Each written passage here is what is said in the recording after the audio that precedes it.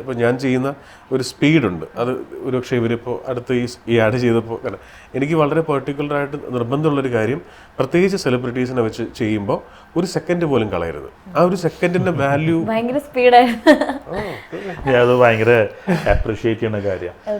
സാധാരണ നമ്മളിപ്പോൾ ഒരു ഇങ്ങനത്തെ ഒരു ആഡിനൊക്കെ പറയുമ്പോൾ നമ്മുടെ ഇത് സ്പെൻഡ് ചെയ്യുന്നതിൻ്റെ റിട്ടേൺ ഇത് ആൾക്ക് ബ്രാൻഡിന് വരണം എന്നുള്ള ഭയങ്കര കടുംപിടുത്തുള്ള ആളാണ് ജിസേട്ടൻ. അപ്പോൾ അന്നത്തെ ദിവസം ഇപ്പോൾ കല്യാണി വരികയാണ്, ഇത്രയും എക്സ്പെൻസീവാണ്, ഇത്രയും വലിയ സെലിബ്രിറ്റിയാണ്. അപ്പോൾ ആ ഒരു ദിവസം എങ്ങനെ ഫാസ്റ്റായിട്ട് തീർക്കാം, ഏറ്റവും കൂടുതൽ കോണ്ടന്റ് എങ്ങനെ ഉണ്ടാക്കുക എന്നുള്ളത് എല്ലാം പ്രീ പ്ലാൻഡ് ആണ്.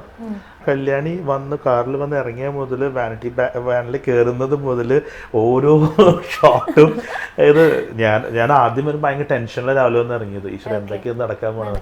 ഇവിടെ വന്ന് ഇറങ്ങി ജിസേട്ട അത് പോണ ഒരു പാറ്റേൺ കണ്ടപ്പോൾ പിന്നെ ഞാൻ റിലാക്സ്ഡ് ആയി. പിന്നെ ഞങ്ങൾ അപ്പുറത്ത് വർത്താനം പറഞ്ഞിരിക്കുന്നു, ലോഞ്ചിലിരിക്കുന്നു.